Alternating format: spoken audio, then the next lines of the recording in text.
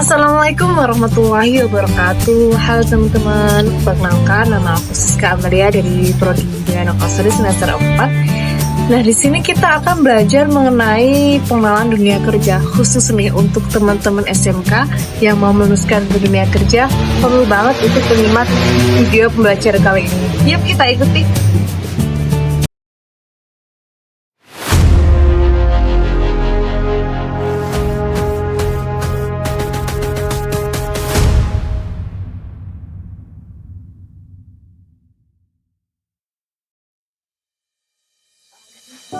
Nah, teman-teman udah tahu belum sih apa itu kerja, kemudian apa itu pekerjaan?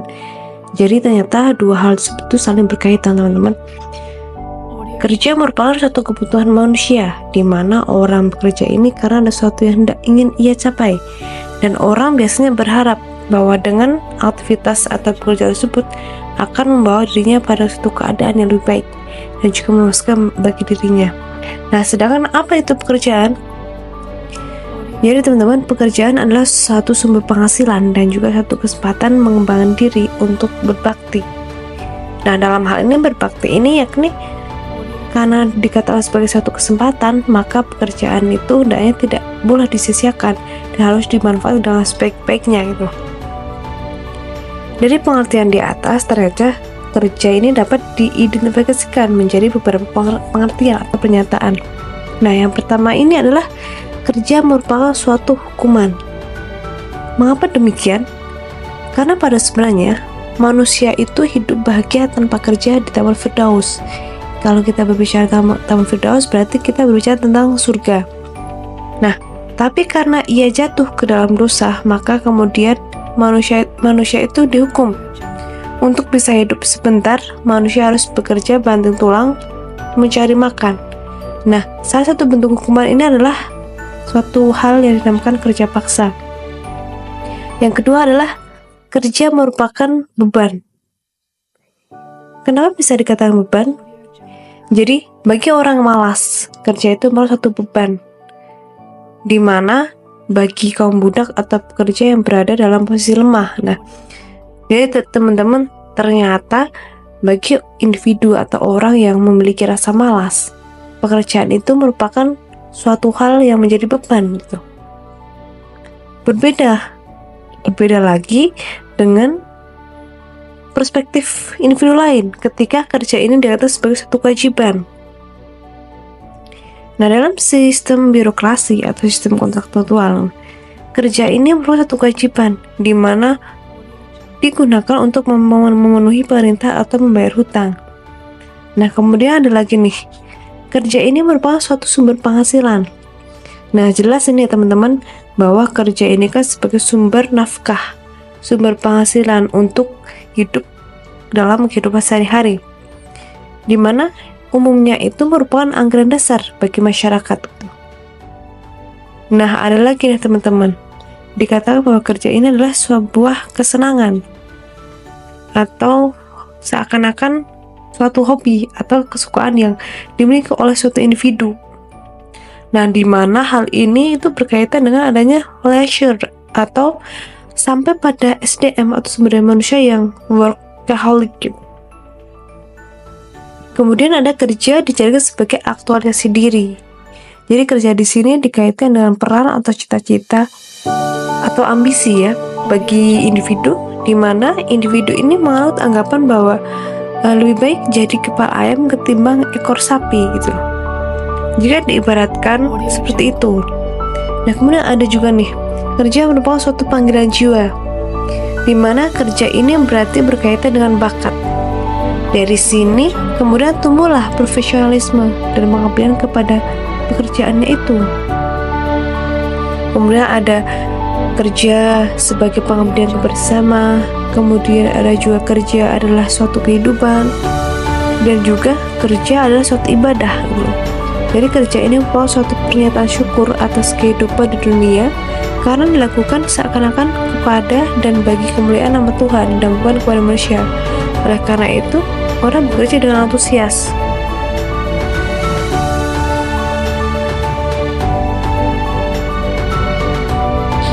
Nah teman-teman, setelah kita belajar mengenai kerja dan juga pekerjaan, ada faktor yang mempengaruhi pengetahuan tentang dunia kerja. Jadi menurut Nota Atmaja tahun 2007, dikatakan bahwa faktor-faktor yang mempengaruhi pengetahuan dalam diri seseorang itu diantaranya ada pendidikan, informasi atau media massa, sosial budaya dan ekonomi, lingkungan, pengalaman, dan juga usia. Nah, yang pertama ini adalah berkaitan dengan pendidikan. Jadi pendidikan ini adalah salah satu usaha untuk mengembangkan kepribadian dan kemampuan di dalam dan di luar sekolah yang berlangsung seumur hidup. Jadi pendidikan ini mempengaruhi proses belajar. Semakin tinggi pendidikan seseorang, semakin mudah untuk menerima informasi. Dengan pendidikan yang tinggi, seseorang juga akan cenderung untuk mendapat informasi baik dari orang lain maupun dari media massa. Semakin banyak informasi yang masuk, semakin banyak pula pengetahuan yang didapat. Jadi pengetahuan ini sangat erat kaitannya dengan pendidikan, di mana diharapkan seseorang dengan pendidikan tinggi maka orang akan semakin luas pengetahuannya. Nah, yang kedua adalah informasi atau media massa. Jadi informasi yang diperoleh itu dari pendidikan formal maupun non formal, di mana dapat memberikan pengaruh jangka pendek ya, sehingga menghasilkan perubahan atau peningkatan pengetahuan. Majunya teknologi akan tersedia bermacam-macam media massa yang dapat mempengaruhi pengetahuan. Kemudian ada juga berkaitan dengan inovasi baru. Nah, sebagai sarana komunikasi, berbagai bentuk media massa seperti televisi, radio, surat kabar, dan lain-lain mempunyai pengaruh besar terhadap pembentukan opini dan kepercayaan orang. Nah, yang ketiga ini adalah berkaitan dengan sosial budaya dan ekonomi. Jadi kebiasaan dan tradisi-tradisi yang dilakukan orang tanpa melalui penalaran yang dilakukan itu baik atau buruk. Nah, dengan demikian seseorang akan bertambah pengetahuannya walaupun tidak melakukan.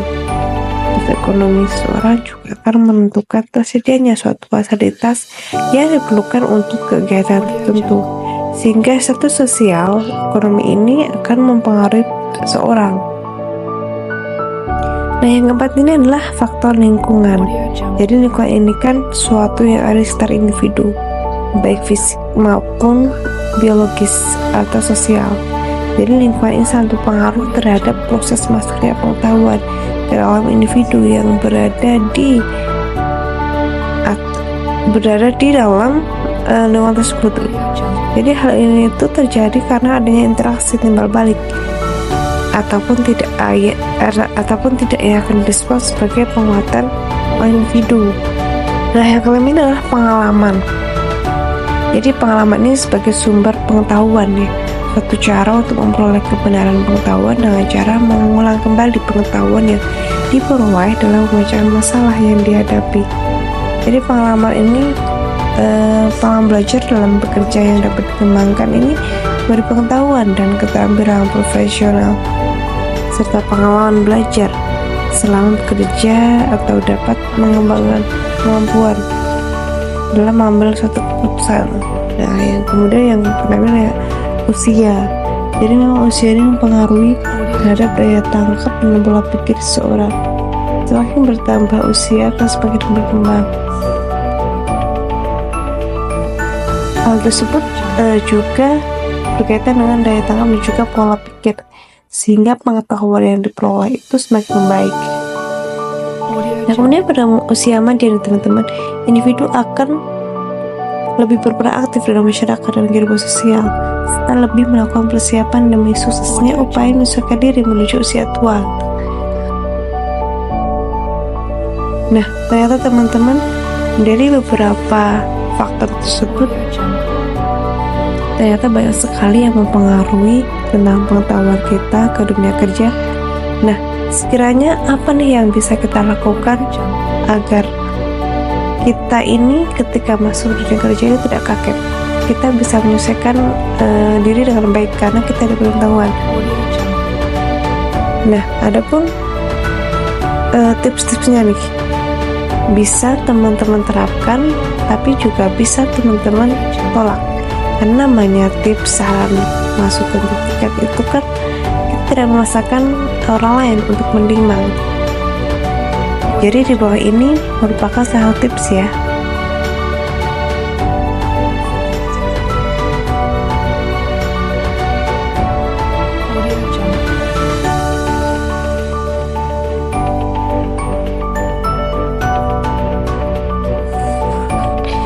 Bagi teman-teman SMK nih yang orientasinya memang untuk terjun langsung ke dunia kerja, atau mungkin teman-teman SMA juga bisa. Gimana tips atau cara biar kita ini tidak bingung dalam ketika memasuki dunia kerja itu? Karena kita masih berpikir pekerjaan apa sih yang sekiranya cocok untuk kita sesuai dengan kemampuan yang kita miliki. Nah, ada nih beberapa tips untuk menghadapi dunia kerja di mana yang harus perlu diperhatikan. Yang pertama ini adalah luangkan waktu untuk mengistirahatkan otak. Sudah bekerja keras untuk meraih kelulusan.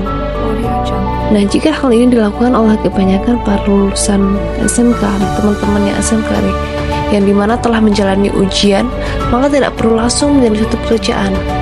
Dimana ketika otak itu bekerja, perlu juga mengistirahatkan tersebut.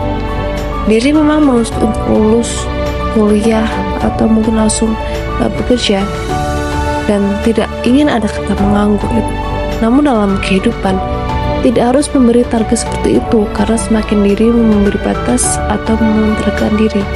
Nah teman-teman, jadi memang dalam hal itu kita kembali lagi kepada perspektif diri kita masing-masing.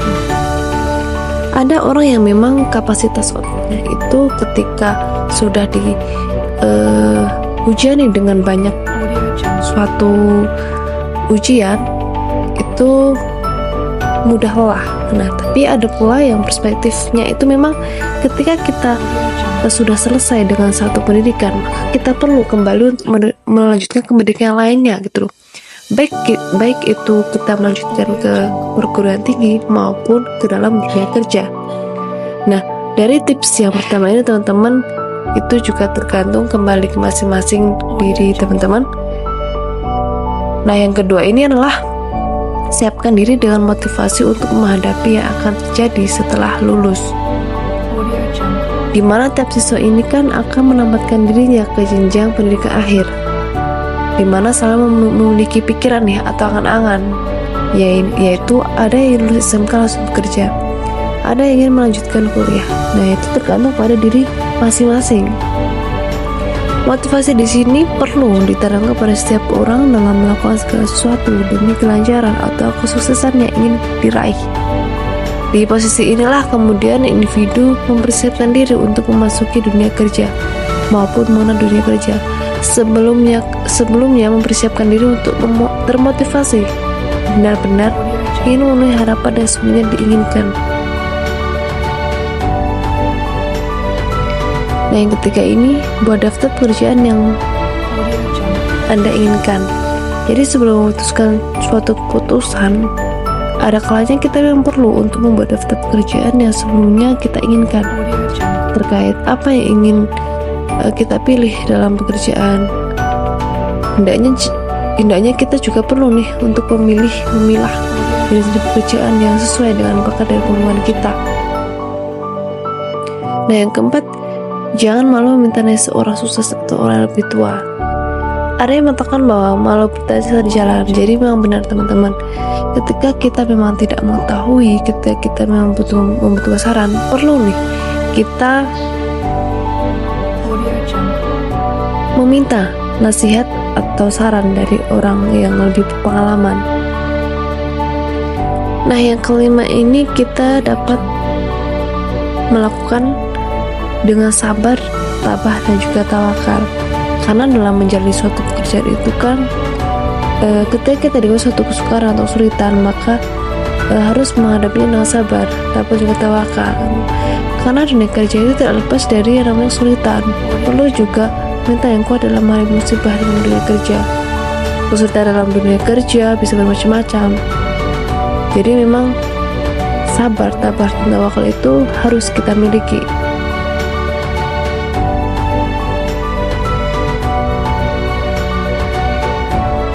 Nah, gimana teman-teman tadi setelah menyimak video pembelajaran berkaitan dengan dunia kerja? Ternyata di dunia kerja itu sangat luas sekali dan banyak hal yang mungkin kita belum ketahui ketika memang belum terjun langsung di dunia kerja. Dan harapannya semoga dengan adanya pembelajaran ini kita jadi tahu nih, oh ternyata di dunia kerja itu seperti ini gitu. Jadi nanti besok ketika kita langsung nih terjun di dunia kerja, kita tidak kaget karena kita sudah dibekali dengan pemahaman dan juga pengetahuan tentang dunia kerja. Oke teman-teman, mungkin itu saja ya yang dapat saya sampaikan ya untuk pembelajaran kali ini. Kita jumpa lagi di pertemuan besok lagi. Bye bye. Sebentar.